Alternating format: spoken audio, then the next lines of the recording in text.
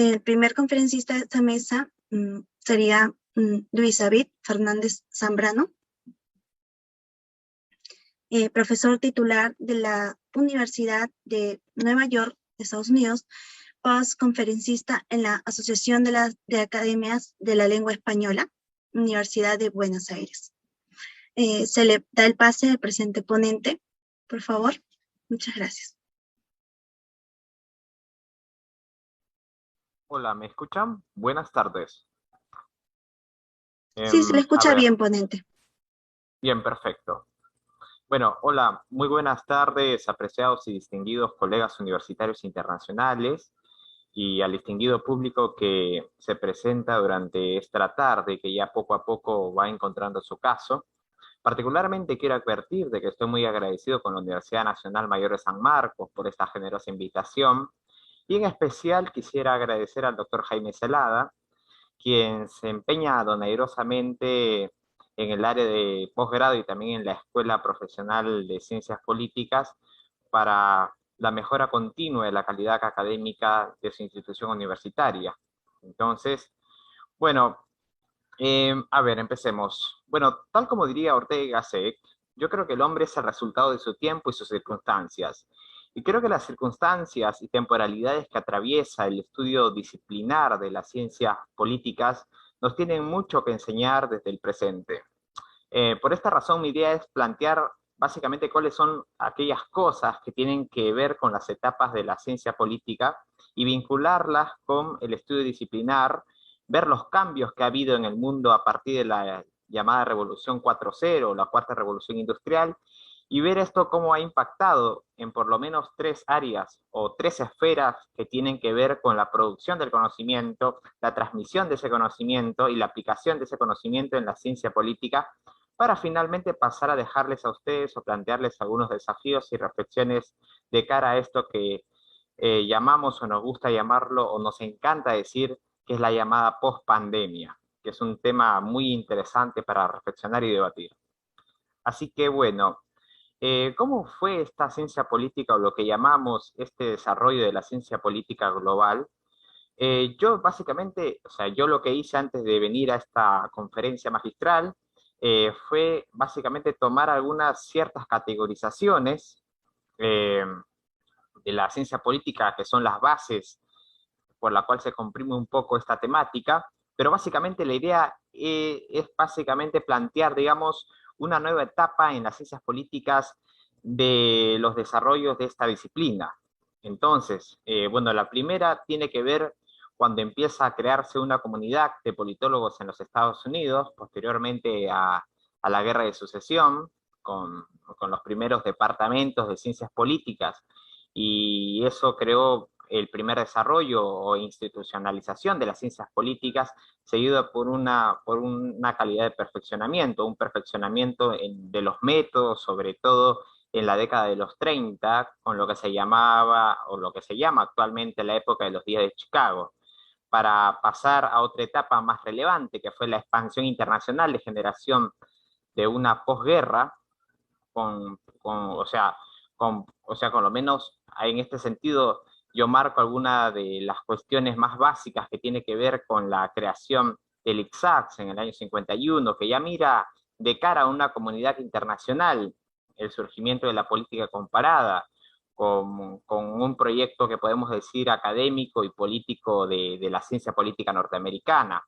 Y justamente esta movilidad internacional, que es algo tal vez que no se toma mucho, eh, pero muchos de los padres fundadores de la ciencia política en Europa y en América Latina fueron personas que se fueron a doctorar a los Estados Unidos. Por ejemplo, pensemos en el propio teórico de la democracia, Guillermo Donel, de Argentina, que se va a estudiar un doctorado a los Estados Unidos. Pues la segunda etapa que a mí particularmente me interesa bastante reflexionar, eh, podemos decir o podemos catalogarla como la revolución sistémica conductista. Bajo esta hegemonía, bajo este paradigma sistémico, la teoría de modernización, otras como las políticas comparadas, bueno, para luego entrar a un momento de crisis y de replanteamiento que muchos dicen desde la década de los 70, con varios elementos. Por ejemplo, uno de los tantos elementos que a mí particularmente me viene a la mente es sin duda la crisis del estado del bienestar. O sea, es un estado que básicamente se desarrolló por mucho tiempo en ciertos países y que ya básicamente empieza a dejarse de lado en ciertos países en América Latina.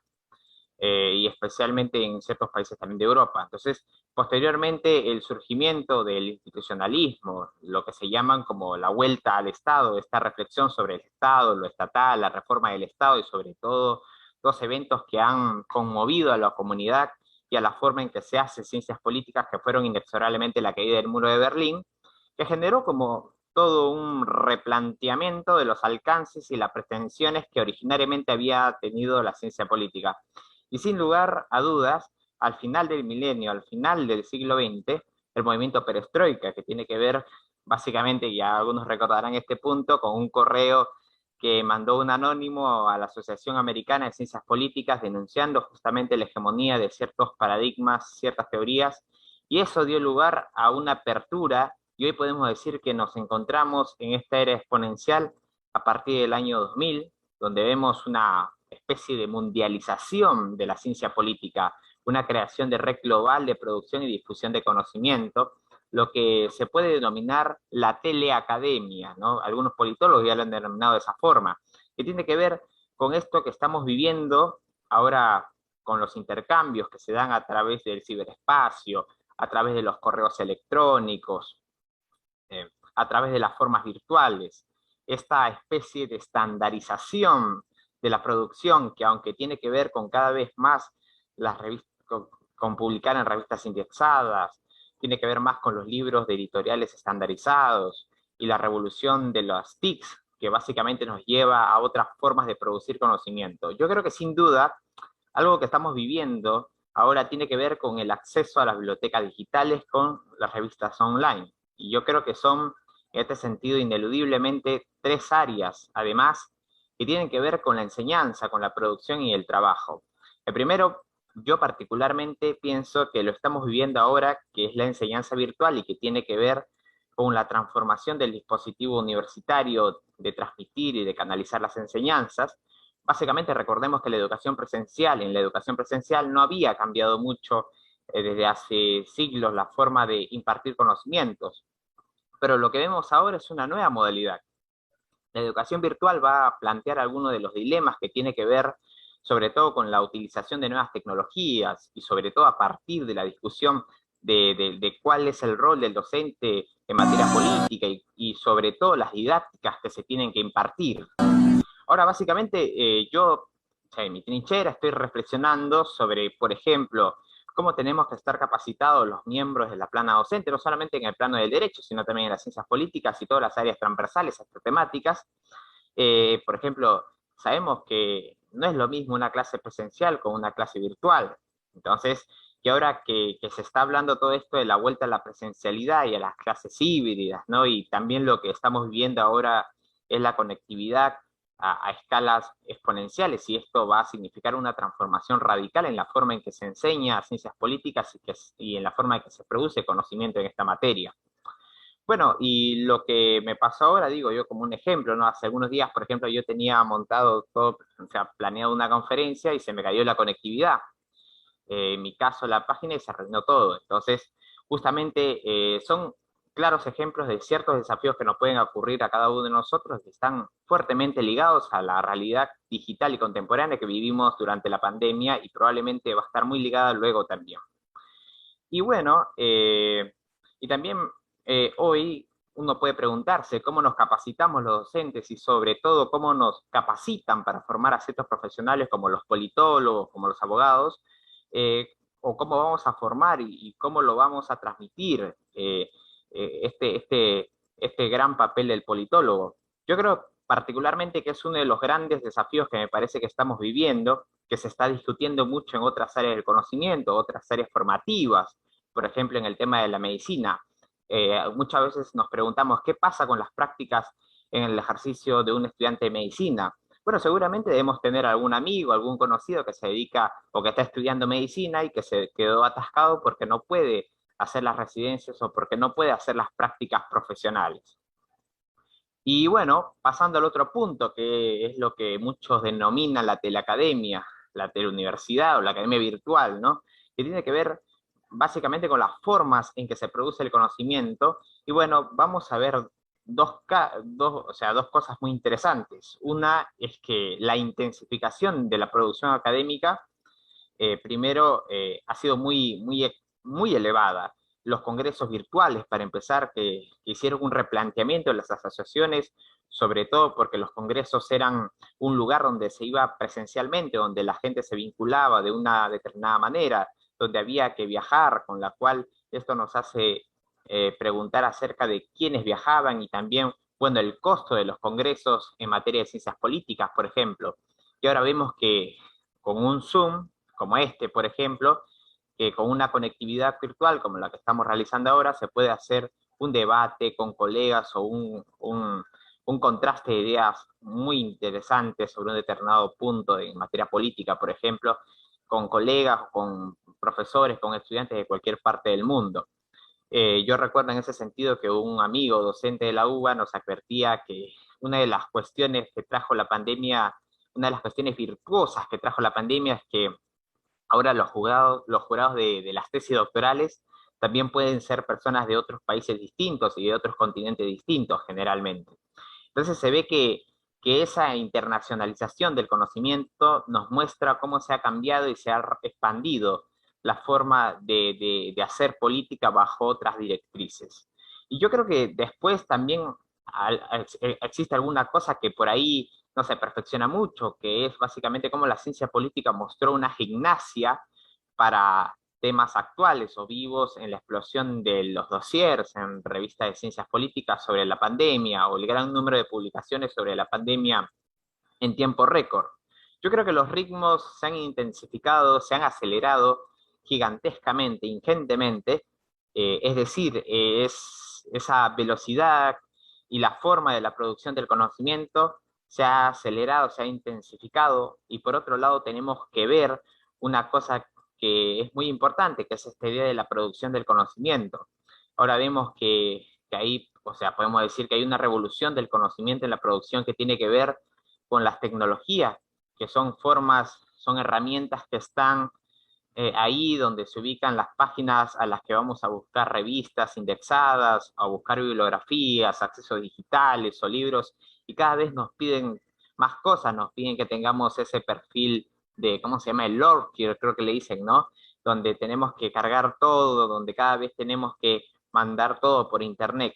Entonces hay una estandarización de la forma que se produce el conocimiento que muchos dicen que genera ciertos estándares o ciertas calidades. Entonces, esas redes sociales académicas, ahora nos encontramos frente a ellas, incluso diría, para ser más realista, estamos dentro de ellas. Y también esto que vemos está generando tensiones al interior de la propia Academia de Ciencias Políticas en América Latina, porque se van creando una suerte de grupos, tribus o pandillas, como le dicen, ¿no? En ciertos lugares, para saber cómo se debe producir el conocimiento y cómo se valida el conocimiento en ciencias políticas. Bueno, hay gente que solo les preocupa publicar en inglés y también en otros casos en revistas indexadas que son mejores, bueno, van por un lado y con su rec, y otra gente tiene otra forma de validar y producir conocimiento y se separa.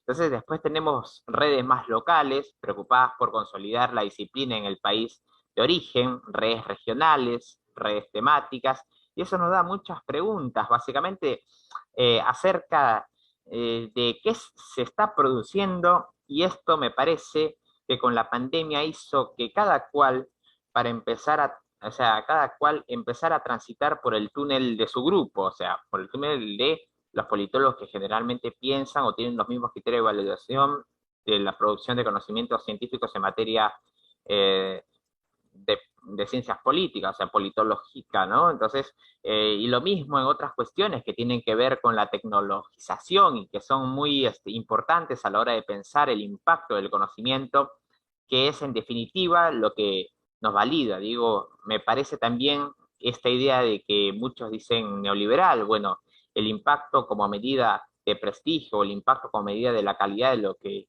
tú haces o lo que yo hago, y ya sabemos que los artículos que más se leen son los artículos que se producen en inglés, y no solamente es un caso de las ciencias políticas, sino del derecho, de la medicina, y que están escritos en el inglés, porque ahora parece que todo el mundo tiene o gran parte del mundo tiene la costumbre de leer en inglés, como en la Edad Media se leía el latín. Entonces, el impacto también es una manera de regular el prestigio y muchos recursos, también obviamente en nuestro país, lo que denomina la brecha idiomática, ¿no? Básicamente ustedes pueden producir un artículo en inglés con mayor fluidez y con mayor, o sea, tal vez alcance en términos de popularidad que algo que se produce muy bien, por supuesto, en castellano y que tiene problemas y desafíos en circular en ciertos círculos elitistas en el plano internacional. Entonces, en ese sentido quería aclarar bien este punto y básicamente quería ir a otra cuestión, que es la cuestión del teletrabajo, ¿no? El teletrabajo que tiene que ver con los cambios que se dieron también en el día a día del politólogo a partir de las nuevas tecnologías. Ejemplo, hay muchos, bueno, ciertos politólogos, por ejemplo, que trabajaban con diputados en ciertos países, que elaboraban proyectos de ley desde su casa, funcionarios públicos que estaban gestionando políticas, planificando, diseñando a través de nuevas tecnologías.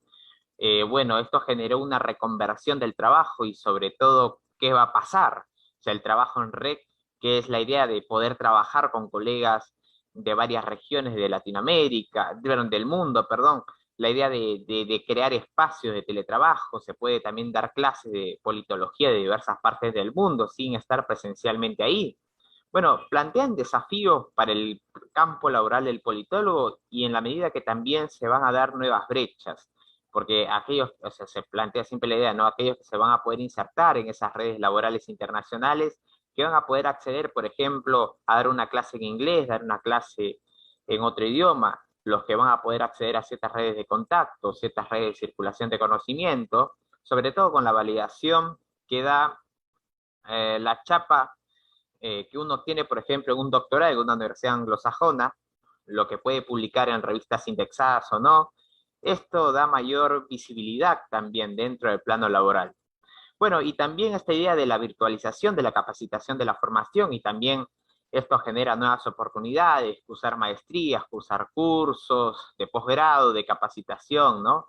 Y también genera mucho la inclusión laboral. Me parece que es algo que también se ha visto en la pandemia, que lo estamos reflexionando mucho, y hay muchos colegas en ciencias jurídicas que también lo reflexionan, y profesionales de las ciencias políticas también, que están trabajando en el tema de género. Bueno, el tema de las cuestiones es que las mujeres que pueden compatibilizar su vida doméstica familiar con lo que se llama tareas de cuidado, ¿no? Y pueden mixtificarlo con la vida profesional, la vida académica. Entonces, esto genera también oportunidades y también con las personas con discapacidades. Y a raíz de esto quería cerrar esta presentación con algunos desafíos o preguntas que probablemente nos deja esta nueva era digital, fuertemente digital, que vivimos en América Latina en el plan de la politología, ¿no? Y bueno, obviamente la enseñanza, creo que a todos los que estamos de este lado, tras de esta computadora, o todos los que estamos detrás de la computadora, bueno, es el tema de la capacitación de los docentes, que qué habilidades tenemos que debemos de tener. O sea, un colega me decía que ya no necesitamos ayudantes, en forma de broma, obviamente, que ya no necesitamos ayudantes de materias en ciencias políticas, pero sí necesitamos técnicos que nos armen todo el material, o que nos armen el video, que nos armen la clase para que salga bien.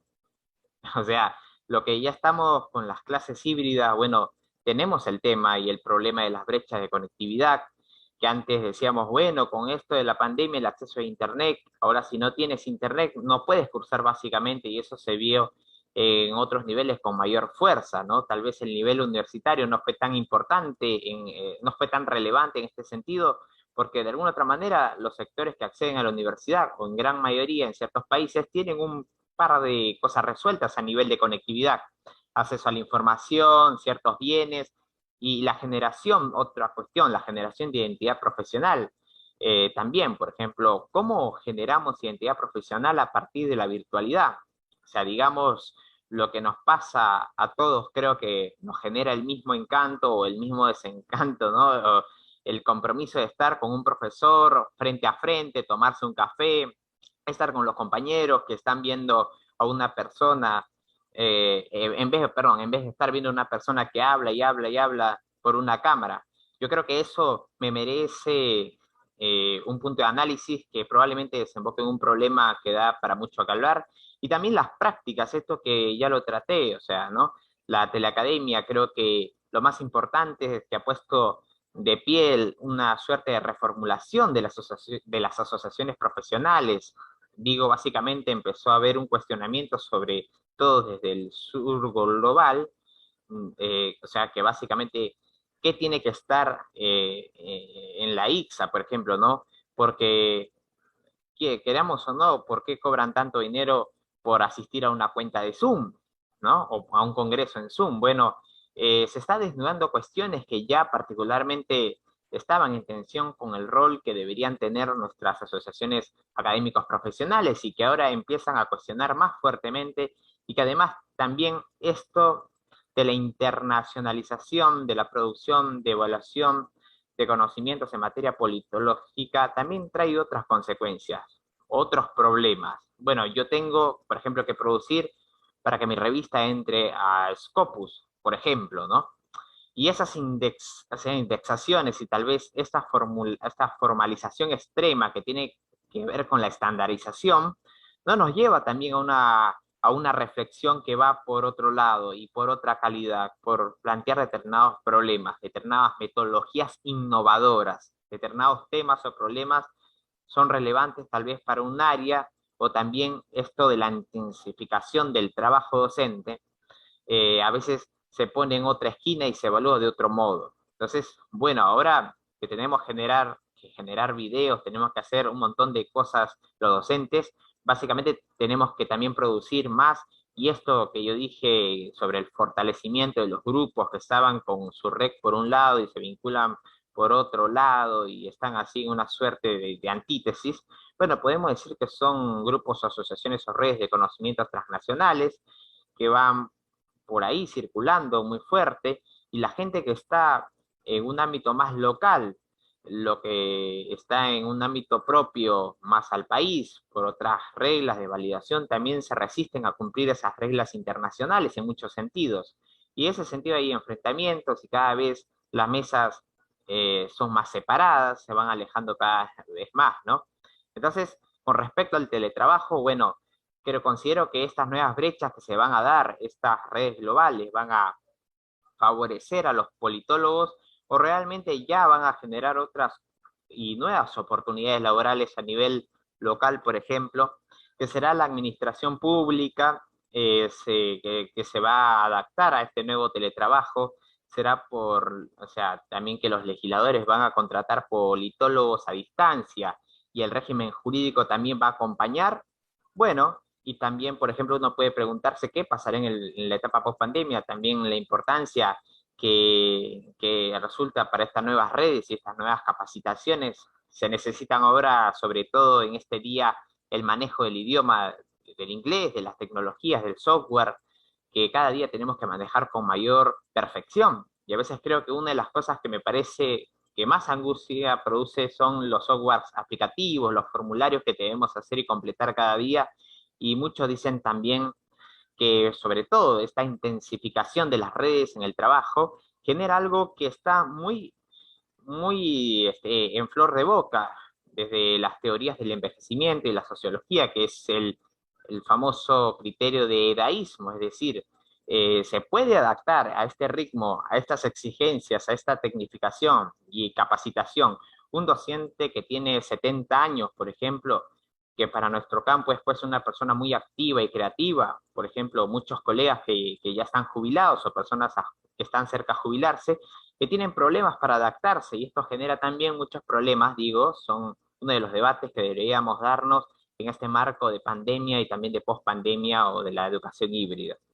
Yo diría que con estas reflexiones cerraría para escuchar las preguntas o las provocaciones o las cosas que haya disparado este conjunto de ideas.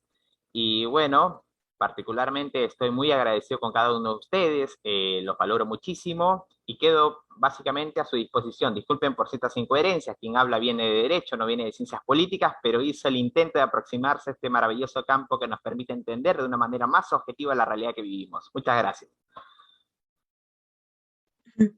Muchas gracias a usted, ponente. Muchas gracias por la excelente ponencia de la virtualidad, del impacto de la virtualidad hoy en día, ¿no?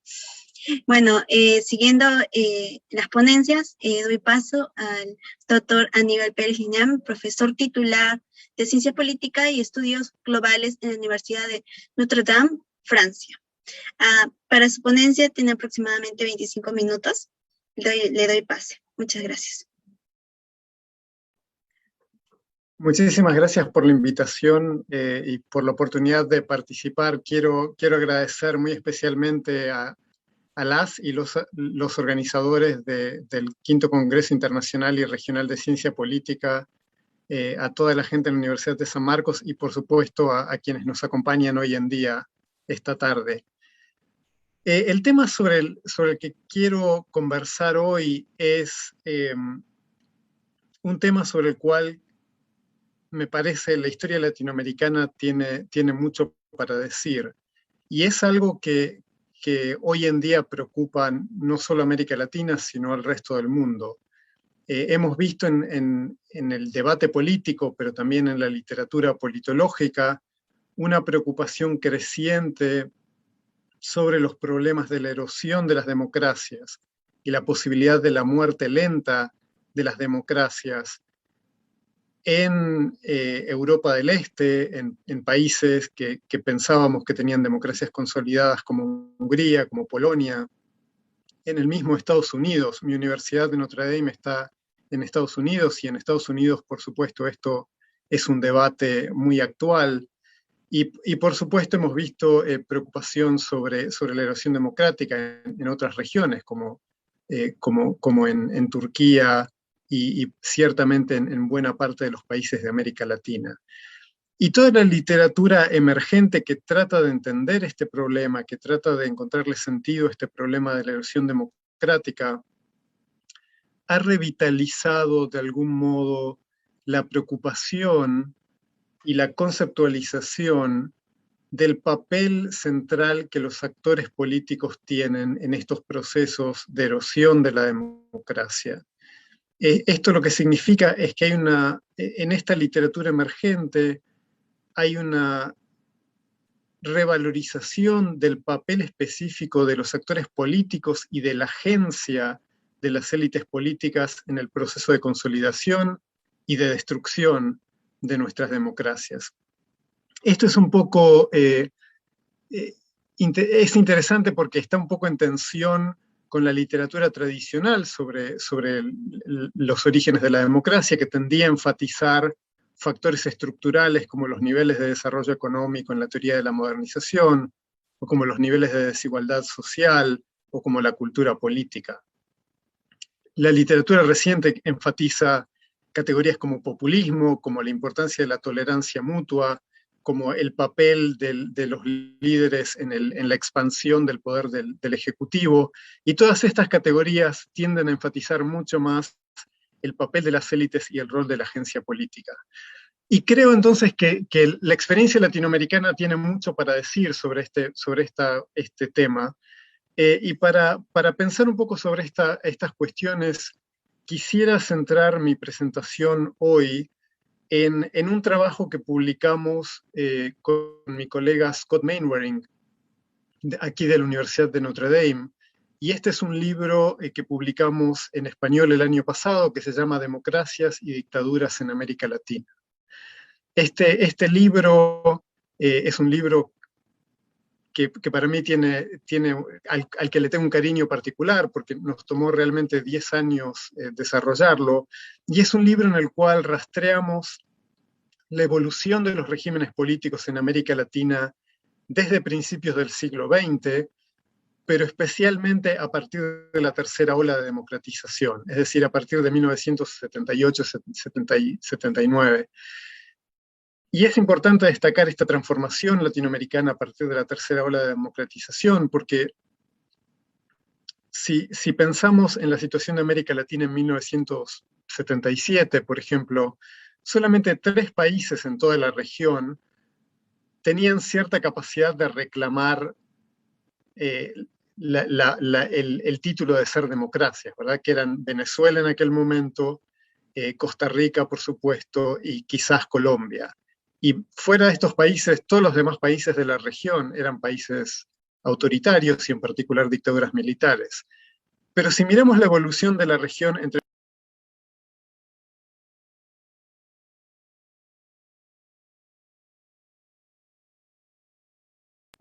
Hola. Gracias. Si miramos la evolución de la región entre 1978 y 1992, lo que vemos es que hubo una transformación fundamental en América Latina, ¿verdad? Para 1992, realmente América Latina, todos los países eran prácticamente autoritarios, democráticos, con algunas excepciones como Cuba, y realmente es el autogolpe en Perú que marca el fin de esta ola global de democratización. Entonces, el libro al que me estoy refiriendo formula una teoría de la emergencia y la supervivencia de las democracias en América Latina, pero en un sentido teórico que se puede aplicar a otras regiones también, pero además pone un énfasis especial en tratar de explicar no solo por qué las democracias emergen o mueren en países particulares, en momentos particulares, sino también en explicar por qué se producen estas oleadas de democratización como la que vimos a partir de 1978. Entonces, el libro tiene una perspectiva particularmente histórica y entiendo que nos da algunas claves para entender estos procesos de erosión democrática reciente a los que me refería al principio, aunque no es el foco fundamental del libro, pero creo que tiene algunas ideas importantes a las cuales voy a volver al final de mi presentación. Entonces, en este libro con Scott Mainwaring formulamos 3 argumentos centrales. El primer argumento que quiero destacar es que para pensar una teoría del surgimiento de la democracia y del colapso de la democracia, tenemos que poner a los actores políticos en el centro de nuestras teorías politológicas.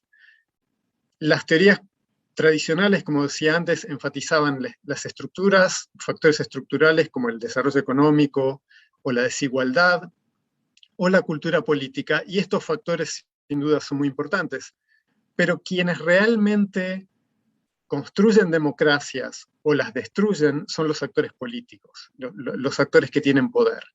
Entonces nuestra teoría enfatiza la agencia de las élites, pero no en un sentido contingente. Hay una literatura de los años 80 y 90 que enfatizaba la agencia política, pero en un sentido muy contingente, es decir, la idea de que los procesos de transición se explican por la acción de los actores políticos y como estas decisiones son estratégicas, son muy difíciles de predecir.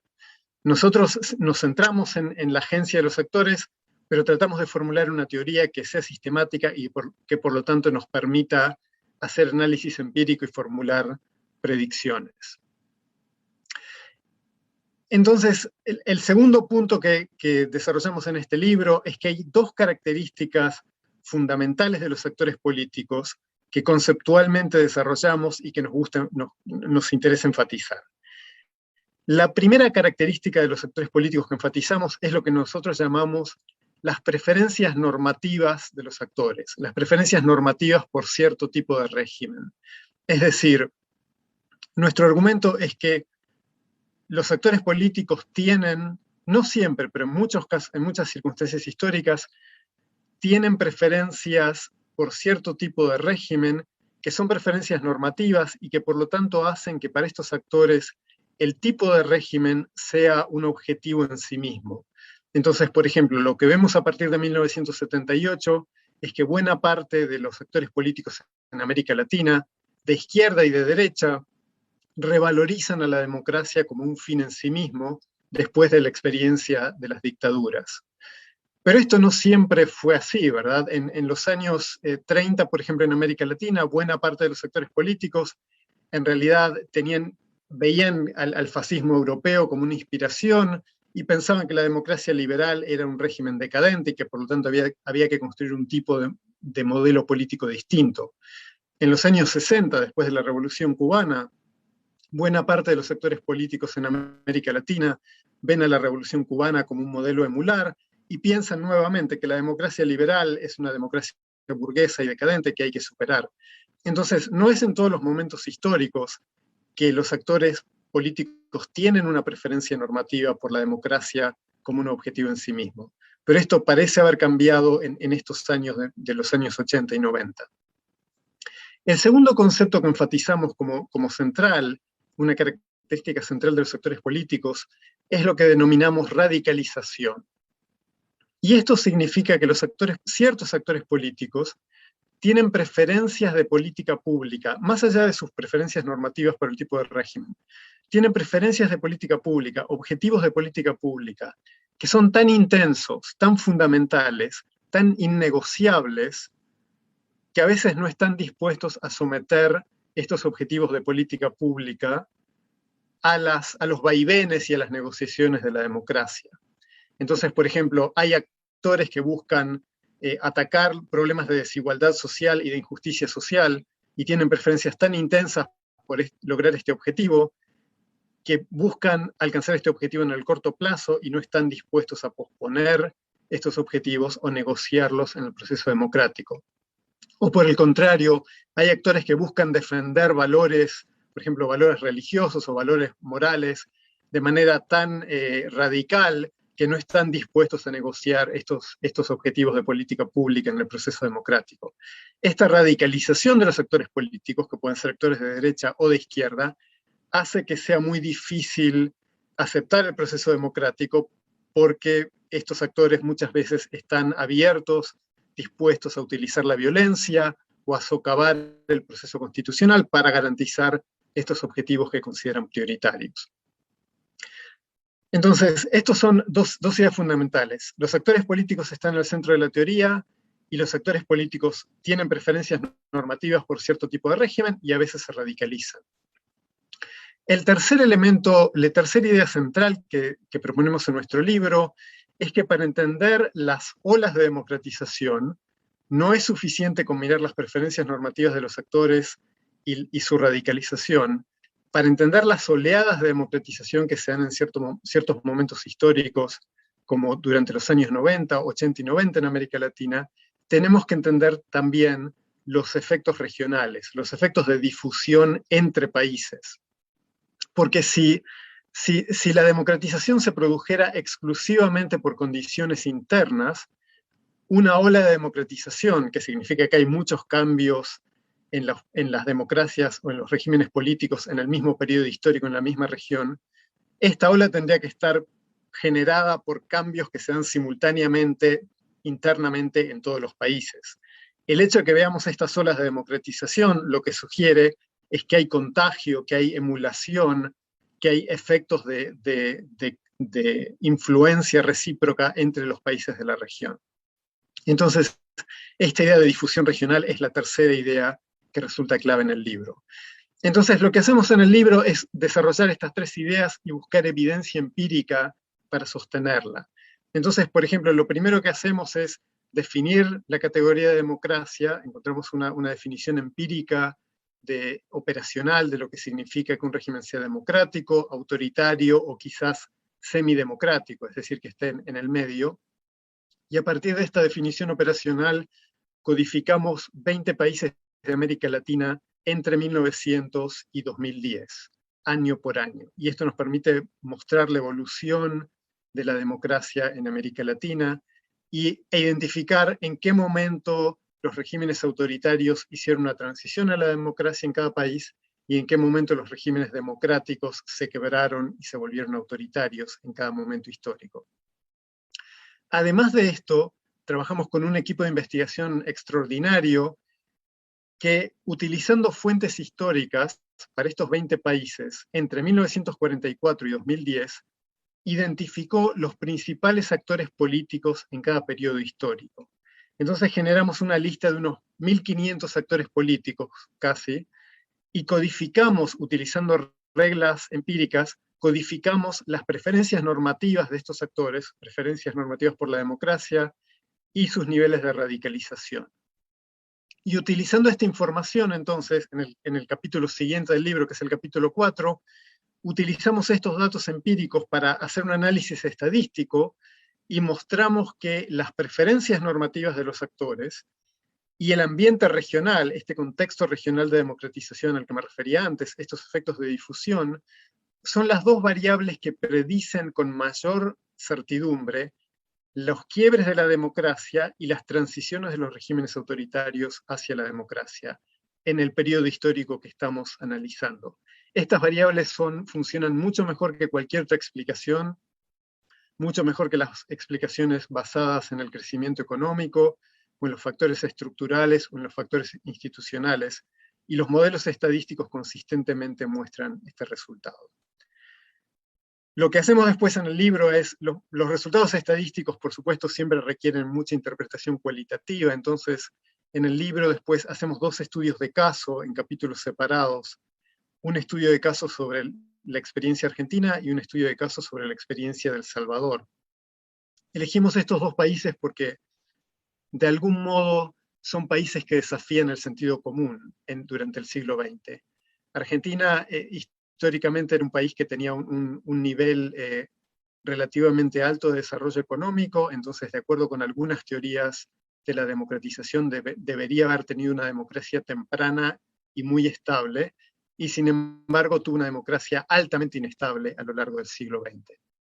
El Salvador, por el contrario, es un país con un nivel de desarrollo económico inicialmente mucho menor, que tiene una historia muy acentuada de autoritarismo durante todo el siglo XX, y sorprendentemente a fines del siglo XX consigue un acuerdo político y las élites consiguen establecer una democracia que se mantiene por muchos años de manera estable. Nuestra lectura de El Salvador en el libro es bastante optimista. Si tuviéramos que escribir este libro hoy en día, creo que nuestra lectura de El Salvador sería bastante más pesimista, dada la experiencia de El Salvador actual.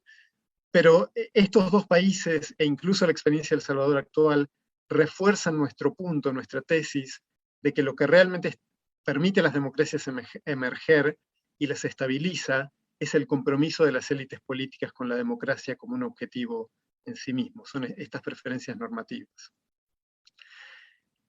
Y entonces finalmente en el capítulo 7 analizamos los factores internacionales y la difusión, estos efectos de difusión a los que me refería antes. Y analizamos 6 mecanismos históricos por los cuales diferentes factores internacionales afectan el tipo de régimen, pero nos centramos especialmente en estos efectos de difusión por los cuales, por ejemplo, la experiencia de democratización de un país impulsa, inspira y motiva la experiencia de democratización de los países vecinos. Y de la misma manera, la experiencia de erosión democrática de un país muchas veces impulsa e inspira, lamentablemente, la experiencia de erosión democrática de sus vecinos. Entonces, lo que mostramos en el capítulo 7 de nuestro libro es que si tenemos que explicar la tercera ola de democratización en América Latina, tenemos que confiar, tenemos que enfocarnos en mecanismos internos dentro de los países y en mecanismos externos que tienen que ver con este proceso de difusión. Y lo que hacemos en este capítulo, que para mí es muy interesante, es que utilizando los resultados estadísticos de los capítulos anteriores, realizamos 2 simulaciones que buscan reproducir la tercera ola de democratización en América Latina. Y lo que mostramos es que si en América Latina, a partir de 1978, las condiciones estructurales se hubieran mantenido exactamente iguales que como fueron históricamente, pero el compromiso de las élites con la democracia hubiera sido mucho mayor, la ola democratizadora hubiera sido mucho más rápida y mucho más sostenible. Y por el contrario, si las condiciones estructurales se hubieran mantenido iguales, pero las élites políticas no hubieran tenido ningún compromiso con la democracia, entonces la tercera ola de democratización nunca se hubiera producido, porque los efectos de difusión nunca hubieran conseguido resolver el problema de que las élites no estaban motivadas. Entonces, esto lo que muestra es que en realidad los factores internos y externos se combinan para generar estas transformaciones regionales que vimos a partir de 1978 en América Latina, pero también estos factores internos y externos se están combinando hoy en día en buena parte del mundo para erosionar las democracias y crear una contraola, una potencial contraola de autocratización, como temen algunos autores.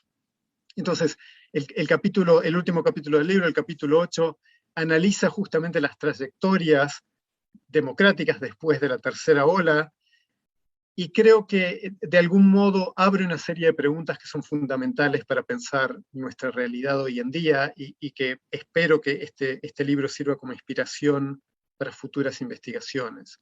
Creo que hay una serie de preguntas fundamentales sobre las cuales tenemos que investigar en el futuro. La primera es, ¿de dónde surgen las preferencias normativas de los actores políticos? ¿Por qué en ciertos contextos históricos nuestras élites políticas están comprometidas con la democracia, y por qué en otros momentos históricos las élites políticas denuncian la democracia como un régimen burgués o como un régimen menor?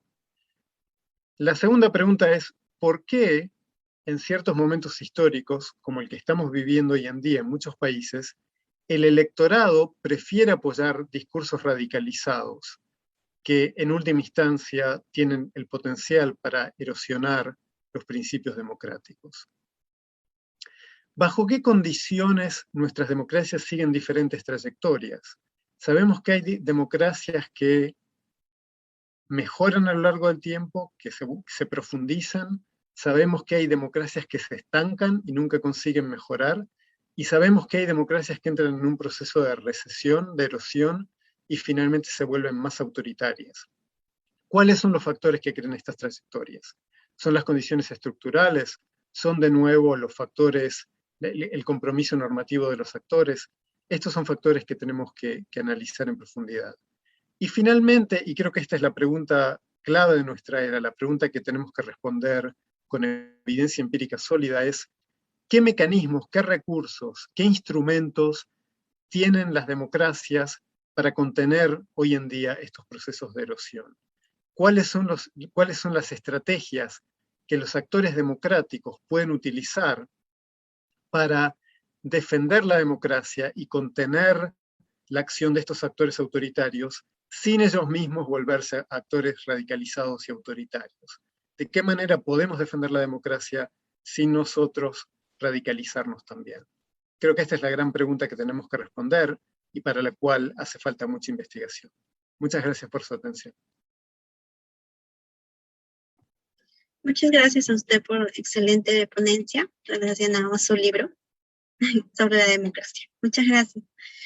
Ahora doy pase al siguiente ponente, que es el doctor Fernando Barrientos del Monte, profesor titular de la Universidad de Veracruzana, México, editor responsable de la Revista Mexicana de Análisis Político y Administración Pública, RENAM.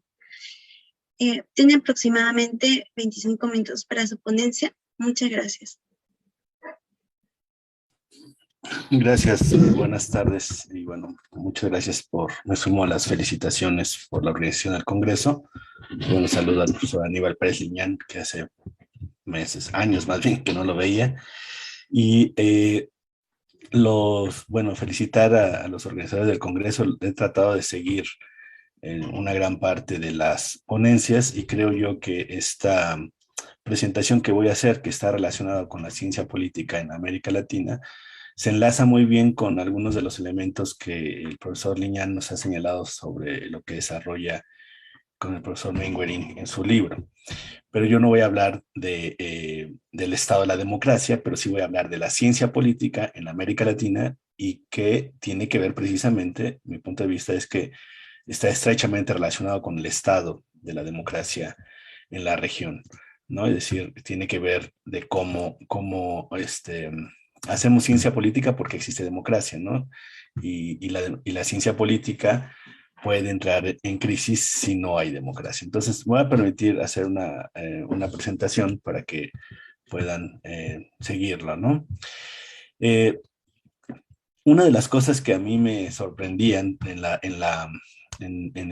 la serie de ponencias que he escuchado a lo largo de este congreso es que algo que no solamente sucede en este congreso, digamos, de los profesores y profesoras que han participado, sino que es muy recurrente que en América Latina pongamos en duda la cientificidad de la ciencia política, ¿no?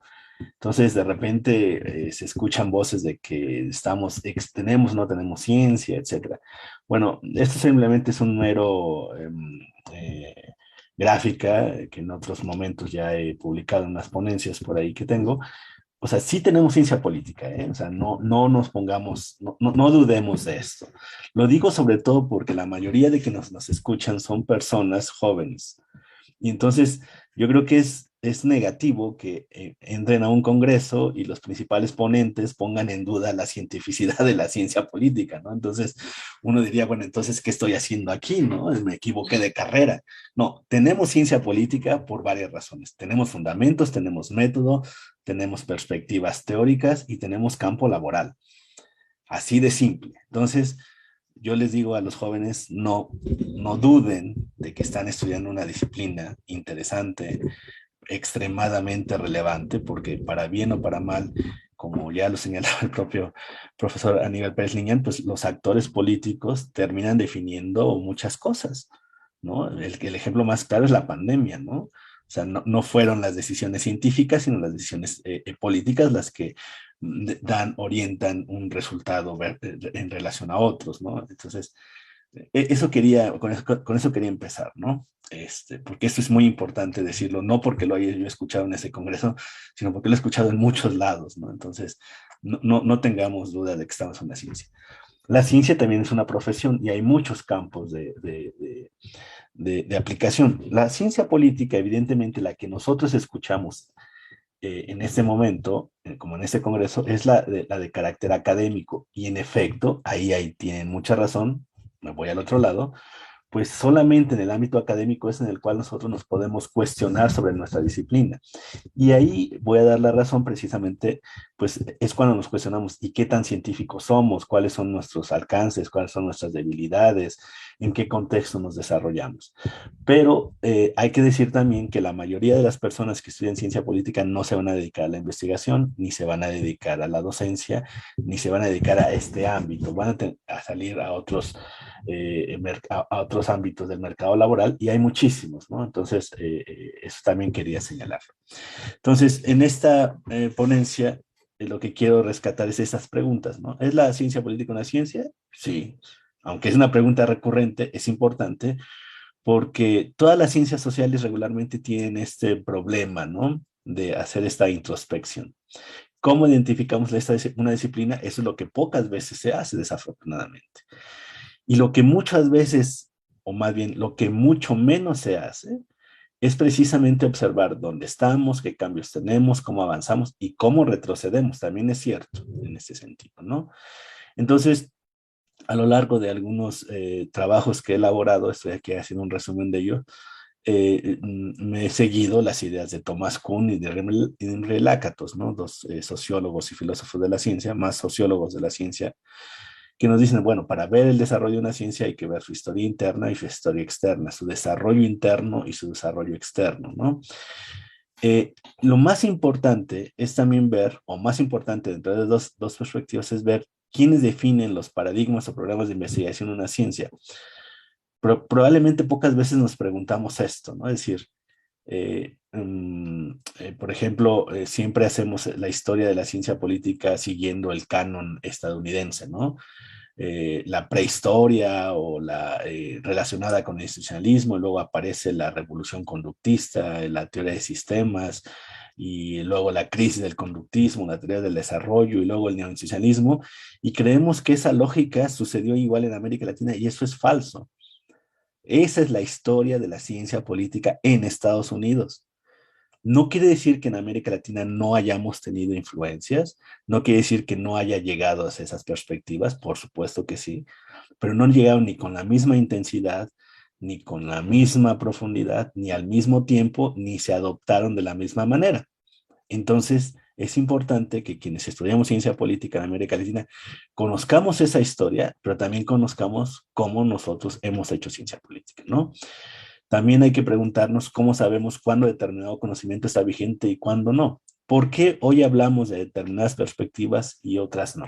¿No? En la misma presentación del profesor Aníbal Pérez Liñán nos decía, bueno, en algún momento la ciencia política se centraba en estudiar las estructuras, ¿no? Bueno, nosotros estamos encontrando que hay que ver la otra cara, que es ver la cuestión de los actores, ¿no? Y a mí me parece relevante porque debo decir, por ejemplo, que cuando yo empecé a estudiar ciencia política, me preguntaba, ¿y por qué no se le pregunta a los políticos, no? O sea, ¿por qué no vemos a los políticos sus acciones? ¿No? Decían, no, bueno, es que no es tan importante. Hoy sabemos que es muy importante, ¿no? Eso es decir, ¿qué quiero decir? Cuando nos preguntamos cómo hacemos ciencia política, desde qué perspectiva la hacemos y en dónde la hacemos, entonces podemos tener también un mejor contexto de nuestra disciplina como ciencia y de nuestra disciplina como profesión, ¿no? Entonces la propuesta aquí brevemente es hacer esta especie de resumen de cómo podemos ver la ciencia política en América Latina viendo estas dos perspectivas, el contexto externo, que son las estructuras, y el contexto interno. Y aquí yo simplemente elegí una vía, pero no es la única. Es muy difícil ver cómo una ciencia se desarrolla. Y bueno, lo que yo he decidido hacer en el buen momento fue decir, pues se pueden revisar los artículos, se pueden revisar las revistas, los libros, preguntarle a los actores, etcétera. Se puede hacer de muchas formas, ¿no? Y una de las cosas que he logrado hacer más o menos, pues es ver los manuales, ¿no? Ahorita les voy a explicar por qué, porque los manuales tienen algunos elementos importantes. Eso respecto a las cuestiones internas, pero las cuestiones internas no solamente es lo que se escribe. Las disciplinas como la misma ciencia política la hacen personas. Parece ser que estoy diciendo algo muy obvio, pero a veces no nos damos cuenta. O es tan obvio que no nos preguntamos por ello. Las disciplinas, como cualquier profesión, y aquí estoy siguiendo las ideas del profesor Abbott en este famoso libro del sistema de profesiones, dice, todo sistema de profesiones tiene divisiones, estratificación interna, diferenciación de sujetos de referencia o clientes, es decir, por ejemplo, no es lo mismo las personas que estudian ciencia política que están en el nivel de grado, las que están en el nivel posgrado, las que están practicantes, ¿no? Que aquellos que se dedican a la academia. No es lo mismo un docente, una persona que se dedica preferentemente a la docencia que una persona que se dedica preferentemente a la investigación. Pueden diferir incluso en los objetivos de que tiene una disciplina, incluso en las perspectivas. Entonces, eso es importantísimo. También respecto a qué se debe dirigir la disciplina, ¿no? No es lo mismo un politólogo que se dedica, por ejemplo, a la comunicación política que una politóloga que se dedica a estudiar cuestiones electorales. Las perspectivas que tengan de la disciplina van a diferenciar, van a ser muy diferentes, ¿no? El lugar de trabajo, las universidades, por supuesto, pero no es lo mismo hacer ciencia política en la universidad que hacer ciencia política en el Congreso, o ser político, o ser asesor de un político, o de un partido político. Y no es lo mismo hacer ciencia política en México que en Argentina, que en Perú, que en Chile, que en Estados Unidos, que en Europa, ¿no? Hay muchos elementos que hacen la disciplina diferente. Las ciencias, las disciplinas tienen diversas trayectorias, pero además una cosa muy importante. Dentro de las disciplinas también hay relaciones de poder, ¿no? ¿Por qué algunas personas tienden a tener más relevancia respecto de otras? ¿Son sus ideas realmente las que lo hacen poderosas? Últimamente, siguiendo un poco la presentación del profesor Fernández al inicio, por ejemplo, hay organizaciones de politólogos que se dedican, digamos, como a hacer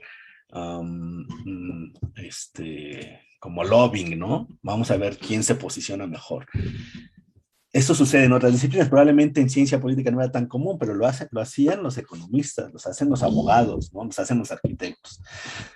Eso para la ciencia política es nueva. ¿A qué me refiero con esas dos cosas? Para ver la ciencia política en América Latina hay que ver las dos perspectivas. Sus cuestiones internas, que son propiamente de la disciplina, sus teorías, sus objetos de estudio, y también ver la cuestión externa, ¿no? Es decir, cómo se trabaja, ¿no? Entonces, eso es lo que yo trato de ver en estos textos que les estoy presentando de manera de resumen. No me voy a detener demasiado en lo de los manuales, si quieren, acabo de publicar un artículo al respecto, pero es importante ver los manuales de ciencia política por una razón. En los manuales están las reglas del juego de quienes gobiernan una ciencia. ¿Quién nos dice, por ejemplo, o quién nos dice que en este momento los temas sobre democracia o autoritarismo son los más relevantes. Evidentemente que hay una realidad, ¿no? No la podemos negar. Pero también es cierto que muchas veces hay problemas que no se visibilizan, pues porque el mainstream, ¿no? Las corrientes dominantes, simplemente también pueden obscurecer temas que pueden ser relevantes simplemente, pero no son parte del mainstream, ¿no? Y muchas veces entonces lo que sucede es que lo que llegan a dominar son las modas. Lo digo entre comillas modas, pero no. Esto se llama metodológicamente, dentro de la sociología de la ciencia, pues el dominio de un programa de investigación dentro de una ciencia. Y esto llega a suceder en la ciencia política. Pero es muy importante observar estas modas, estos paradigmas, estos programas de investigación dominantes en determinado momento, no solamente porque responden a una lógica interna del desarrollo de la misma ciencia, en este caso de la ciencia política, sino porque también pueden responder a un interés social, ¿no? ¿Por qué en este momento nos interesa al autoritarismo y los populismos? Porque los tenemos enfrente, ¿no? No solamente es una cuestión de que haya una corriente dominante dentro de la disciplina. Esto no va a detener, esos son algunos de los manuales que yo revisé, no voy a detener en esto. Lo que sí quiero decirles es que, en efecto, así en consonancia, la ciencia política en América Latina, en consonancia me refería con lo que mostraba el profesor Liñán, o señalaba el profesor Liñán, la ciencia política también se ha movido en consonancia con el contexto político de la región, ¿no?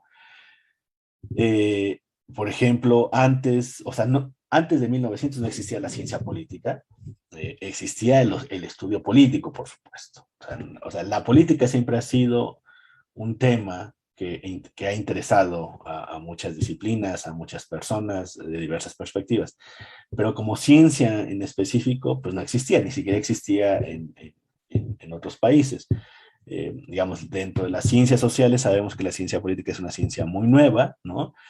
Pero quienes se dedicaban a estudiar la política hasta antes del siglo XIX, por hacer simplemente una periodización quizá muy simplona, lo que es cierto es que las tendencias metodológicas eran más bien de orden deductivo, ¿no? Se hacía historia de la política desde Platón, Aristóteles, y se trataba de comprender al mundo de la política en América Latina con esas perspectivas, ¿no? Lo que sí es un hecho es que en todo el siglo XX la ciencia política va adquiriendo determinadas características, digamos, en consonancia con el nacimiento de la ciencia política en el resto del mundo, ¿no? Simplemente que en América Latina adquirió otras características, ¿no? Por ejemplo, en la perspectiva formalista, lo que se llama el institucionalismo clásico, ¿no? Tenía esencialmente como tendencias metodológicas la explicación histórica, el fundamento legal de los procesos políticos, de las estructuras políticas, y eran explicaciones extremadamente descriptivas. No quiere decir que haya desaparecido esto, hoy sigue existiendo, ¿no? Es muy común, por ejemplo, que muchas carreras de ciencia política nazcan, por ejemplo, en facultades de derecho, ¿no? Y entonces esto le da esta impronta, ¿no? No ha desaparecido, simplemente está presente, probablemente ya no es la dominante, o probablemente no es la dominante en algunos países, pero en otros sí, ¿no? Aquí en México, los constitucionalistas son muy competencia directa de la politología, ¿no? Entonces, y cuando uno escucha sus conferencias son extremadamente descriptivas, ¿no? Y señalan cuándo fue la reforma, cuáles eran las intenciones de la reforma, los alcances de la reforma, y si la reforma política, eso, y entonces uno dice, bueno, ¿y dónde está la ciencia política? Esa es la forma de hacer ciencia política. Lo que es un hecho es que, por ejemplo, mientras en otros países, como en la misma historia de Estados Unidos, en los años 50, después de la posguerra, como ya mencionaba un poco también el profesor Aníbal Pérez Liñán, habían ciertos intereses políticos. En América Latina fue muy débil, digamos, la introducción de las perspectivas que ya dominaban la ciencia política en Europa y sobre todo en Estados Unidos, ¿no? En América Latina dominaba, por ejemplo, entre los años 60 y hasta los 80, pues el estructural funcionalismo y el marxismo. Era una ciencia política sociologizada, ¿no? y que se cuestionaba poco efectivamente sobre la validez de la democracia, porque entonces las relaciones que se estudiaban eran, por ejemplo, la cuestión de la superación del capitalismo, ¿no? Y las relaciones burguesía, proletariado, y si el Estado era un instrumento de dominación, es decir, era un lenguaje diferente. Lo que sí sabemos es que la ciencia política en América Latina cambia con la democratización. No tengo aquí los datos, pero se los puedo pasar. Pero lo que es un hecho es que las escuelas de ciencia política, las facultades de ciencia política, los programas de ciencia política de grado, posgrado, revistas, asociaciones, tienen un boom desde los años 80, sobre todo de finales de los años 80 y todos los años 90 hasta la fecha, y va en consonancia con la democratización. No es casualidad que la ciencia política aparezca como una ciencia novedosa en América Latina cuando precisamente los países se están democratizando, a pesar de todo, ¿no? Lo que ya sabemos que tenemos avances y retrocesos. Esto es una forma muy simple de representar lo que les acabo de decir, ¿no? Los periodos de la ciencia política en América Latina en la parte de arriba, jurídico institucional, el periodo sociológico y el periodo politológico en estricto sentido, que es en el cual hoy estamos. Pero si nosotros revisamos, por ejemplo, otras historias de la ciencia política que nos hablan del existencialismo, el conductismo, el postconductismo, las teorías del desarrollo y demás, no sucede aquí con la misma intensidad. De hecho, por ejemplo, en América Latina se descubre el conductismo hasta los años 80. Prácticamente no podemos encontrar estudios conductistas en América Latina, sino hasta los años 80, ¿no? O sea, los que existen son literalmente reliquias. Sí los hay, pero no eran lo común.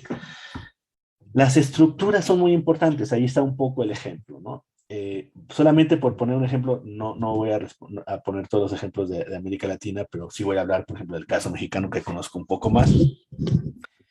Mientras en México, por ejemplo, hasta los años 80, finales de los 70, habrían quizá 10 programas de ciencia política en universidades públicas y privadas. Para hoy, prácticamente deben existir aproximadamente más de 120 programas de ciencia política y administración pública, o ciencia política y relaciones internacionales, o de ciencia política sola. El crecimiento de programas y escuelas, es decir, me refiero a las estructuras, fue exponencial, ¿no? Es decir, ¿qué es lo que estoy diciendo? Que la disciplina de la ciencia política no solamente responde a factores endógenos, es decir, a las teorías, las perspectivas que dominan a la ciencia en relación a los procesos políticos que está observando, ¿no? Como ciencia, sino que también la ciencia política se desarrolla por las estructuras que responden también a los estímulos externos, ¿no? Y este es un ejemplo un poco claro, gráfico, perdón, de cómo observar esto. Estos son respecto de los temas. Esto sí tiene que ver con los manuales. Si uno revisa los manuales de ciencia política, también puede ver cómo cómo cambian los temas. Los pocos manuales de ciencia política que existen de los años 50 hacia atrás, que prácticamente no existen manuales de teoría del Estado, de derecho constitucional, de ciencias políticas, ¿no? Y que retoman esa perspectiva de origen más europeo, más de corte alemán, por ejemplo, de las ciencias del espíritu. Decían así abiertamente, el objeto de la ciencia política es el Estado, ¿no? Y el Estado se concretiza en las formas de gobierno y en específico y cómo se divide el poder y cómo se ejerce el poder, ¿no? Y hablaban de la administración pública, ¿no? Entonces, esas eran las principales perspectivas que dominaban. Hoy, un manual de ciencia política prácticamente, incluso, yo diría ahí, desafortunadamente, tiende incluso a excluir el Estado. Hay manuales de ciencia política en el cual la palabra Estado no aparece, ¿no? Pero contrariamente, en los años 50 no aparecía, por ejemplo, la metodología de la investigación. Se creía que hacer ciencia política era suficiente con el conocimiento del derecho, de las estructuras, ¿no? Entonces, la ciencia política sí ha cambiado en consonancia con el contexto de la región. Y han habido, evidentemente, tensiones. Voy a cerrar con esto. ¿Qué es lo que nos puede interesar, ¿no? Hoy, ¿no? Con mayor. ¿Dónde estamos hoy parados? Bueno, después de los años 80 y 90 que aparece este boom de la ciencia política, en el cual se empiezan a abandonar, digamos, de manera, bueno, no se abandonan, empiezan a reducir su influencia, digamos, las perspectivas institucionalistas o las perspectivas sociológicas de la ciencia política, y la ciencia política reconoce o redescubre o descubre las otras corrientes que ya habían estado presentes en Europa y en Estados Unidos. Hago un paréntesis, en Europa también pasó lo mismo, ¿eh? Esta historia de la ciencia política estadounidense no sucedió en la misma medida en algunos países como en Italia o Francia o España, ¿no? Que igualmente en estos países se empiezan a redescubrir quizá un poco antes, ¿no? Pero no es la misma historia de la ciencia política en Europa que en América Latina que en Estados Unidos. Lo que sí es cierto es que desde los años 90 a la fecha, la ciencia política latinoamericana está insertada en el contexto internacional. Cuando escuchamos hablar de conductismo, institucionalismo, rational choice, metodología comparada o método comparado, técnicas cuantitativas, cualitativas, métodos mixtos, etcétera, es lo mismo que se escucha en el resto del mundo, de la politología del resto del mundo. Entonces ya estamos insertos en el contexto internacional. Sin embargo, no dejamos de tener nuestros propios dilemas como disciplina, ¿no? Tanto en el orden interno como en el orden externo, es decir, nuestra disciplina, cuáles son nuestros principales paradigmas, cuáles son los, digamos, el mainstream en cada país, ¿no? Por ejemplo, en este caso, no es lo mismo las preguntas que se hace la politología peruana que la que se hace la mexicana. Y, por ejemplo, no es lo mismo las preguntas que se hace la politología chilena que la que se hace la argentina, aunque evidentemente hay puntos de encuentro, eso es natural, ¿no?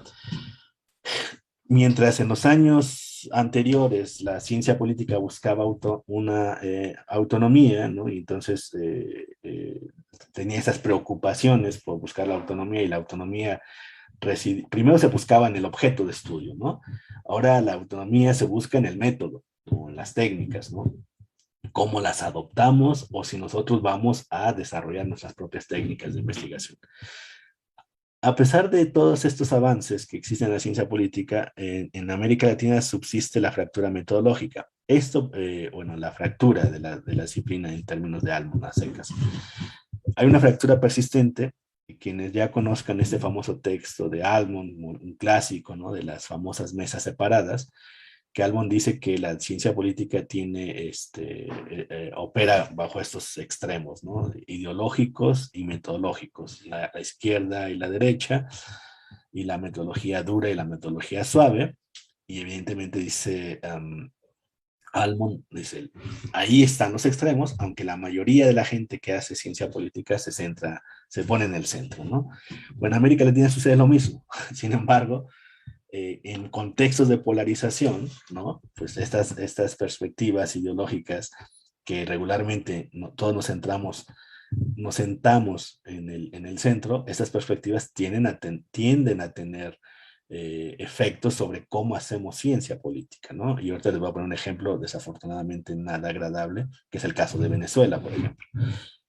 Mientras en los años 90, por ejemplo, digamos, con la afirmación y el boom de la ciencia política, hubo un posicionamiento, digamos, del ala hard metodológica, ¿no? Hoy yo veo que hay un reposicionamiento del soft, ¿no? Y esto tiene que ver mucho con el cuestionamiento a la misma disciplina, ¿no? La interdisciplinariedad, la multidisciplinariedad, los saberes alternativos y estas cuestiones. Que yo no veo mal la interdisciplinariedad y la multidisciplinariedad, siempre lo he dicho. El problema, creo yo, es que no podemos ser interdisciplinarios si no dominamos primero nuestra disciplina. No podemos ser multidisciplinarios si no dominamos primero nuestra disciplina. O sea, ¿cómo vamos a dialogar? ¿Cómo nos vamos a parar frente a otras disciplinas a ser multidisciplinarios si no hemos dominado nuestra disciplina, ¿no? Entonces, eso sí hay que ser cuidadosos, creo yo. Y esto lleva a dos problemas, creo yo, que están presentes en cómo hacemos ciencia política. Hay una insatisfacción y al mismo tiempo una limitación a la innovación. Hay una insatisfacción con el conocimiento que tenemos sobre la ciencia política porque conocemos mucho de la política, pero luego no sabemos hacia dónde ir, ¿no? Es decir, decimos, bueno, sé tanto de política y esto para qué, ¿no? Que no debemos preguntarnos eso, en realidad. El saber en sí mismo es un valor, ¿no? Esto no lo digo yo, esto lo dice Max Weber. Max Weber, ya lo sabemos, pero es muy importante recordarlo porque muchos de quienes nos escuchan son estudiantes, entonces no entren en la insatisfacción con el conocimiento politológico. Probablemente sea muy difícil o muy raro que ese conocimiento sea aplicado, pero no porque no sea aplicado directamente no quiere decir que no sea válido. Eso es otra cosa, ¿no? No todo conocimiento tiene que ser aplicado. De hecho, las grandes revoluciones científicas en las ciencias físicas, biológicas u otras son de orden teórico, no son de orden práctico. El orden práctico, las revoluciones prácticas aparecen precisamente eso, en la práctica, ¿no? Y el otro problema que yo veo es la limitación a la innovación, y eso tiene que ver precisamente con la insatisfacción que deriva de cómo conocemos las cosas, ¿no? Es decir, parece ser que a veces nos vemos obligados a tratar de incorporar nuevas técnicas de investigación cuando todavía no hemos dominado unas. Y yo creo que tampoco es necesario ser cuantitativistas tecnológicos a fuerzas, ¿no? Podemos aprender R, ¿no? Por ejemplo, sí, en una de las ponencias alguien decía, no, es que debemos aprender técnicas de investigación con R y con ARSYS y todo esto. Digo, sí, es cierto, es muy importante saber R, pero primero debes saber hacerlo con lápiz y papel, porque si no, no vas a saber qué es una correlación. R te hace todas las correlaciones posibles, pero si no sabes qué lógica existe detrás de una correlación, pues simplemente vas a hacer lo que el programa te dice. Entonces nos vamos a hacer tecnodependientes, ¿no? Y esto regresa otra vez a las dudas sobre la cientificidad de la ciencia política, ¿no? Que eso ya empezaba yo. ¿Cuáles son los peligros que yo veo en la ciencia política en el ámbito interno? La reaparición de la pseudociencia, o que siempre ha estado ahí, las pseudociencias siempre han estado presentes, pero creo hoy que hoy están otra vez presentes, ¿no? Y esto en muchos ámbitos, y los postmodernistas, ¿no? Que para mí es muy peligroso porque relativizan todo el conocimiento, ¿no? No porque las afirmaciones o no las afirmaciones, las preguntas que hagan sean equivocadas, sino porque ponen en duda, por ejemplo, las bases científicas, por ejemplo, las más elementales como la conceptualización, ¿no? La, buscar las dimensiones, las variables, los indicadores de un fenómeno, ¿no? Eso le da solidez a una argumentación. Y si un modernista pone en duda, por ejemplo, dice dice, ¿y el dato qué es esto? Bueno, el dato es un indicador de algo que yo quiero observar y eso me permite entonces poder hacer comparaciones diacrónicas, sincrónicas, entender por qué esto está mejor que el otro o cuáles podrían ser las tendencias de determinado fenómeno.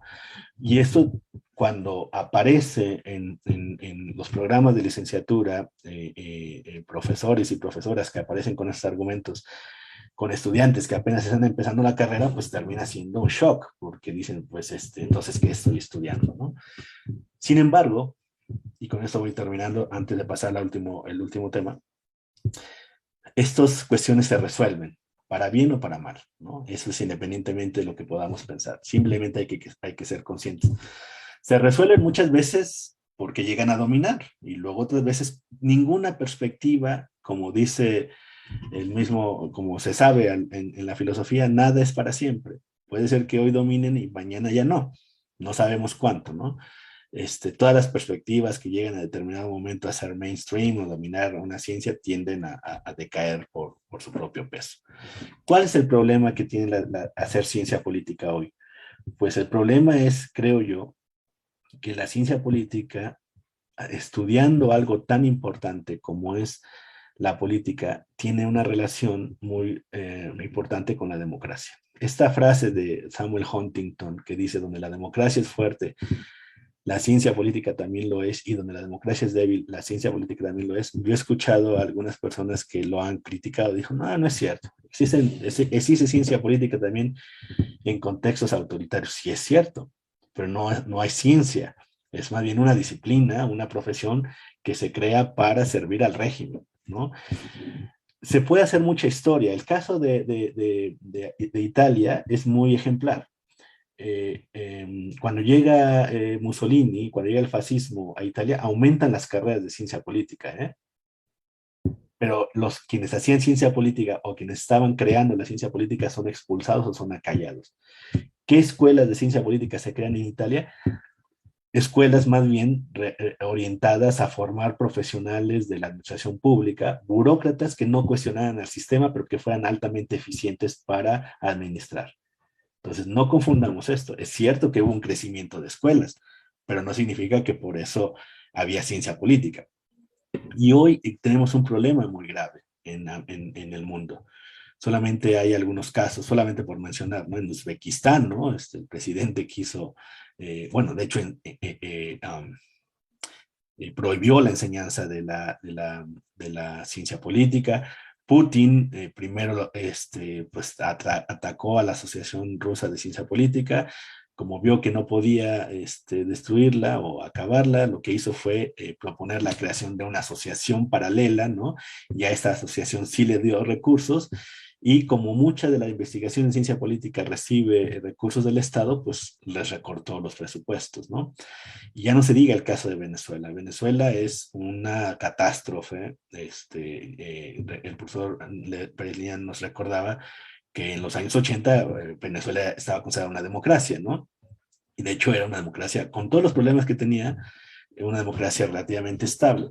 Hoy prácticamente desde hace 5 o 6 años tiene un éxodo de investigadores. Hace unos días escuchaba una ponencia de una profesora y decía que estaban ganando en promedio $5 quincenales porque el Estado ha reducido todos los incentivos para la investigación. Los profesores de ciencias sociales, en específico de ciencia política, que han permanecido en Venezuela lo hacen por amor al arte, pero tienen que trabajar, por ejemplo, en escuelas secundarias, dando clases en línea a otras universidades en otros países. No hay internet, por ejemplo, porque los estímulos se han acabado, ¿no? Se consideraban que la ciencia política era una disciplina casi pequeña burguesa y elitista, ¿no? Y entonces que no tenía interés o relevancia, ¿no?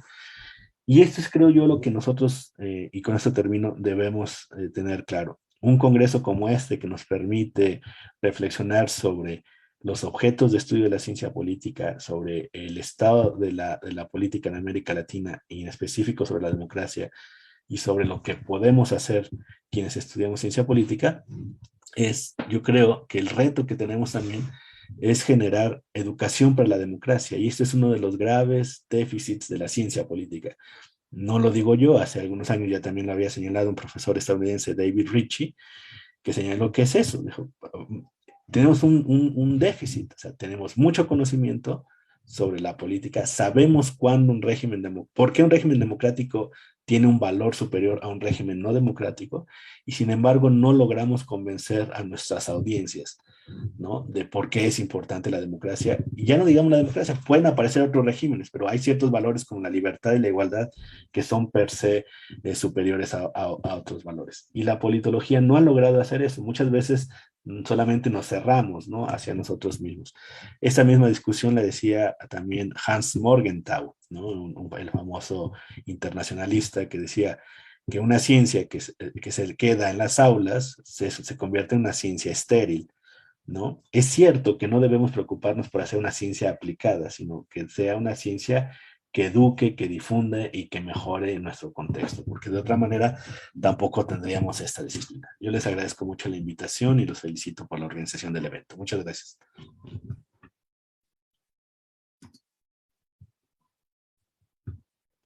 Muchas gracias por su excelente ponencia. En este caso, pasaremos ya a preguntas dadas por el público en general. Y bueno, tenemos una pregunta que sí va dirigida para todos los ponentes presentes. Si en caso uno quiere responder, da la palabra nada más. Bueno, en este caso voy a preguntar. ¿Cómo influye el adecuado desarrollo académico de la ciencia política con la democracia y gobernabilidad en las Américas? Sobre todo, teniendo en cuenta que Latinoamérica tiene pasado con dictaduras y autocracias. Va dirigido a cualquiera de los ponentes. Pueden responder. Muchas gracias. Ya, le doy el paso. Bueno, en primer lugar, yo particularmente abrazo una teoría de la democracia que es propia de Adolfo Pérez Esquivel, que trata de colocar en un mismo eslabón tanto democracia como derechos humanos. Es decir, cuando se violan los derechos humanos, inexorablemente se violan eh, los sistemas democráticos en las sociedades o en los países en donde éstas se quieren desarrollar. Entonces yo considero que particularmente las ciencias políticas pueden ser disciplinas que concienticen a la masa estudiantil para que pueda mañana más tarde desenvolverse de una manera muy estratégica y muy loable dentro de las instituciones públicas y las instituciones privadas, para que éstas de manera mancomunada puedan tejer un desarrollo sostenible, un desarrollo en donde la defensa de los derechos humanos sea palpable y no solamente de letra muerta. Yo recuerdo, por ejemplo, un gran amigo, Roberto Gargarella, sostenía este tema del diálogo entre iguales, es decir, dejar de pensar a las democracias como cuestiones delegativas y más como cuestiones participativas. Yo creo que este tipo de modelos de democracia se deben fortalecer, discutir, porque no es una cuestión solamente de conversar entre iguales, sino también de conversar entre personas que tenemos diferentes puntos de vista. Entonces, ha habido, por ejemplo, muchos casos en América Latina, como bien lo replantea la pregunta, en donde, por ejemplo, en la época de Pinochet, o sea, muchos dicen de que eran defensores de la libertad. Bueno, no sé qué libertad tenían los estudiantes universitarios que eran fundidos o eran ahogados en el mar. No sé qué libertad tenían. Entonces, y hay otros tipos de sociedades donde la democracia no existe, como en el caso de Venezuela. Entonces, o son muy limitadas en todo sentido. Entonces, yo creo que el poder para transfigurar la sociedad no solamente está en los órganos políticos, que obviamente toman en última ratio las decisiones más verticalizadas dentro del plano social, sino fundamentalmente de las resistencias sociales. Es decir, cómo los grupos sociales, independientemente si se encuentran o no dentro de una academia, pueden organizarse, pueden planificar, pueden originar resistencias para que el valor de la libertad, el valor del respeto, el valor de la igualdad y el valor de la defensa de los derechos humanos, que están íntimamente ligados a la democracia, pueden expandirse y obviamente se fortalezca el bien común por encima de bienes particulares que terminan perjudicando el destino de las mayorías. No sé, es una reflexión un poco personal, pero por ahí apunta la respuesta, el fortalecimiento intelectual de los grupos sociales y la cohesión muy directa entre la comunidad universitaria de politólogos con su sociedad. Hay una responsabilidad social también en las universidades que no debe perderse en el horizonte que vivimos. Si Muchas pudiera agregar gracias. algo, estoy muy de acuerdo con Luis David y quisiera añadir además que creo que una ciencia política fuerte es muy importante para la democracia porque crea una forma de discurso público. Creo que cuando tenemos una ciencia política fuerte, eh, hay personas que piensan de manera muy distinta, pero tienen una forma de presentar sus diferencias y de tratar de resolver sus diferencias a partir de un discurso público que está basado en evidencia, que está basado en conceptos compartidos y que por lo tanto permite el diálogo. Lo que hemos visto crecientemente en nuestra época actual es que las sociedades se polarizan porque se forman comunidades que hablan entre sí, que se escuchan entre sí en las redes sociales y tienen una imposibilidad de conversar, no solo porque no tienen conceptos comunes, sino porque en algún momento tienen realidades diferentes, creen que existen realidades diferentes. Creo que una ciencia política fuerte nos permite de algún modo moderar este problema en el contexto del discurso público.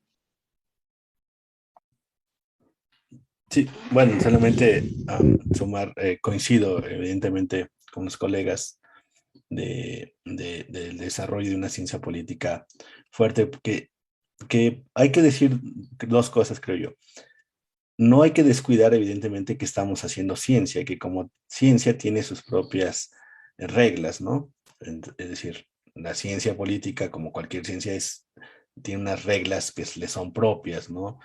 Eh, un conjunto de autores, un conjunto de técnicas, metodologías, objetos de estudio, etcétera, ¿no? Es decir, reglas internas que le dan solidez. Entonces, eso no hay que olvidarlo, ¿no? Porque si no lo tenemos, pues no tendríamos ciencia.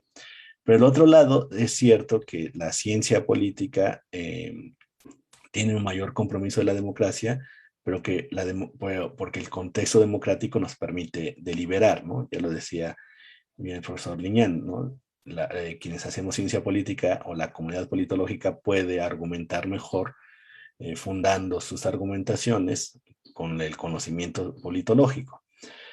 Pero creo yo que también hay que tener cuidado con esta tendencia que siempre ha estado presente, lo que se le llama la ciencia comprometida, ¿no? Cuando confundimos hacer ciencia con hacer activismo, ahí ya es otro mundo, porque entonces el activismo promueve también la polarización y la polarización impide el diálogo. Y la ciencia no tiene esos criterios, entonces puede ser peligroso también. Entonces, hacerlo, digamos, siguiendo los cánones científicos, sin dejar por ello ser comprometidos, por así decirlo, pero con los determinados valores. No la ciencia comprometida con una ideología o con una perspectiva política radical, ¿no? Sino yo creo que más bien con el diálogo, con la libertad, con la tolerancia, con la igualdad, que al final de cuentas son valores democráticos, ¿no?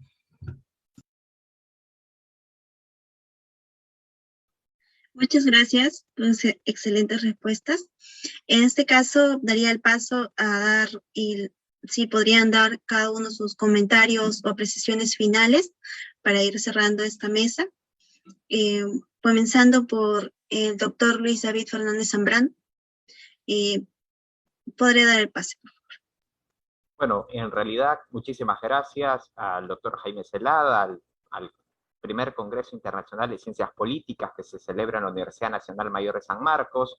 Considero que este espacio de reflexión con distinguidos colegas como Aníbal Pérez Liñán, de la Universidad Notre Dame de United States, Estados Unidos, y el compañero Fernando Barrientos, servirán fundamentalmente para instalar ciertos modelos de pensamiento que nos permitan explorar la riqueza intelectual que tiene este continente sobre estos aspectos académicos, pero sobre todo encontrar vasos comunicantes, puentes, lazos, ligazones entre cada una de nuestras perspectivas para fortalecer la correlación que debe haber inexorablemente entre la democracia y las ciencias políticas. Considero de que el intelectual universitario debe estar en cierta manera comprometido, sí, pero con el valor de respeto a la democracia, con los valores de la libertad, con los valores de la responsabilidad con su sociedad, con el bien común, y considero que estos espacios son vitales para fortalecer el pensamiento crítico, para fortalecer la conciencia sobre la ciudadanía, sobre el buen decir, sobre el buen pensar. Entonces, para cerrar, diría fundamentalmente que en esta etapa moderna que nos tocó vivir a cada uno de nosotros, algunos se adaptaron con mayor velocidad, otros no tanto, creo que debemos aprender a repensar la otredad en términos de ciencias políticas, más que como un desafío que se instala en una lógica de polarización, como una oportunidad para reconocer en el otro una fuente que nos permita entender la realidad política latinoamericana de una manera más integral, más holística, más objetiva, y de esa manera tener mayores riquezas académicas, que yo digo, o sea, fuentes empíricas, que nos permitan tener o sostener teorías que encajen o que tengan mayores anclas con la realidad y nos permitan resolver los problemas de la realidad, porque el profesional en esta época moderna del mundo no solamente es un agente productor de conocimiento para ciertas esferas intelectuales, sino también un factor decisivo para transformar la realidad en una cara social más justa y más comprometida con todos. Muchísimas gracias. Muchas gracias a su respuesta. Doy pase al doctor Aníbal Pérez Liñán para dar su comentario y apreciación final. Muchísimas gracias. Nuevamente coincido con Luis David. Creo que nuestra misión en ciencias sociales y en ciencia política en particular es no solamente defender nuestras hipótesis, nuestras posiciones, sino entender la realidad, entendiendo también cómo piensan los otros, quienes piensan diferente. Y esta es quizás la base del pluralismo en democracia, pero también la base de nuestro método en muchos casos. Quiero agradecer especialmente la invitación a este congreso, porque creo que lo que un congreso como este tiene de fantástico es que no solo nos llevamos a veces muchas respuestas interesantes sobre nuestra disciplina, pero también nos llevamos muchas preguntas abiertas, y estas preguntas abiertas son las que nos motivan a estudiar más y nos motivan a investigar, y espero que yo me llevo muchas preguntas interesantes esta tarde, y espero que nuestra audiencia también. Muchas gracias. Doy paso al siguiente ponente para su apreciación y comentario final, doctor Fernández Barrientos del Monte. Gracias. No, bueno, también coincido con los colegas, ¿no? Como disciplina tenemos, como decía yo, una misión, un compromiso con la democracia, porque solamente en este contexto es que nos podemos desarrollar. Y pues quizá más que dar una reflexión, me gustaría que fuésemos un poco más comprensivos, empáticos, con lo que está precisamente pasando con las comunidades científicas de los países que ya no son democráticos, ¿no? Los colegas venezolanos, los colegas en Nicaragua, en El Salvador, en algún momento también en Bolivia, como sucedió también con los colegas cuando en la época del fujimorismo, que hubo un impasse en la ciencia política, pues ver esos contextos, es decir, que si no observamos esos contextos, no solamente como objetos de estudio, sino que también cuando la democracia cae, también puede decaer nuestra disciplina. Entonces, recordar que tenemos este compromiso con estos valores democráticos, ¿no? Y ser solidarios con esas comunidades, porque al final de cuentas, las ciencias no tienen fronteras, es decir, no existe la ciencia política peruana, no existe la ciencia política mexicana o la estadounidense, existe la ciencia política. Existen comunidades de politólogos, politólogas estadounidenses, peruanos, peruanas, bolivianos, así, ¿no? Pero entonces también es cierto que la ciencia política en América Latina, somos comunidades relativamente pequeñas, ¿eh? Muchas veces terminamos viéndonos en eventos o nos leemos, es decir, no somos una comunidad muy extensa todavía, para bien o para mal. Y entonces, con mayor razón, requerimos tener el compromiso con la democracia, favorecer la educación para la democracia y mantener el compromiso, otra vez digo, con los valores como la libertad, la igualdad y la tolerancia. Yo agradezco muchísimo la invitación a este congreso. Como decía, he tratado de seguir muchas de las ponencias y me ha parecido fantástico, la verdad. Igual me llevo muchas preguntas y mucho que reflexionar. Muchas gracias de nuevo. Muchas gracias por sus propuestas y apreciaciones. Doy pase al doctor Jaime Celada para sus últimas palabras. Bien, muchísimas gracias, señorita. Lo que deseo es expresar mi agradecimiento a cada uno de los expositores. En realidad, esta noche ha sido una noche magistral. Hemos escuchado la ponencia del doctor Luis David Fernández Zambrano, igualmente del doctor Aníbal Pérez Liñán y del doctor Fernando Barrientos del Monte. Yo estoy muy seguro que los conceptos, las apreciaciones sobre los temas tratados y los puntos de vista serán convenientemente valorados por todos los participantes y especialmente por los jóvenes sanmarquinos. En realidad, adentrarnos en el estudio de la ciencia política y observar sus orígenes y desarrollo, encontraremos entrelazadas en su historia los desacuerdos que se han generado por los cambios en los cánones de sus fundamentos. Será por eso que Kuhn, en las revoluciones científicas, nos enseña la importancia, la trascendencia de la investigación histórica, que merecía un intenso debate con Karl Popper, y la lógica de la investigación científica. Pero también está el Círculo de Viena y el debate tan intenso que se llevó a cabo, ¿no? La postura de Feyerabend, ¿no? Y de todos los que integraron el Círculo de Viena, ¿no? Y las luces que dieron sobre el desarrollo, ¿no?, de la epistemología. Pero la línea general también es tratada por Giovanni Sartori y se ha mencionado esta noche. Él considera que la evolución de la ciencia política ha sido continua y se ha producido a través de la diferencia y reafirmación en su objeto, y no solamente en el objeto, sino también en el método. Hay que considerar los estudios de Marcial Prelog, ¿no?, que ahonda la investigación del saber, del hacer y crear sobre la propuesta aristotélica de las tres categorías, ¿no?, en el nivel de la ciencia: las ciencias teóricas, prácticas y las poéticas, ¿no? Hay que adentrarnos, ¿no?, en el estudio de Maquiavelo, que busca, según las apreciaciones intelectuales, la obediencia y no estrictamente el bienestar, la felicidad en la vida humana, ¿no?, que era precisamente la propuesta de Thomas Kuhn, porque lo que a él le preocupa es la perspectiva humana, ¿no? Raymond Aron, la filosofía política, la teoría política y la ciencia política. Leo Strauss se adentra en el estudio de las relaciones, ¿no?, entre gobernantes y gobernados.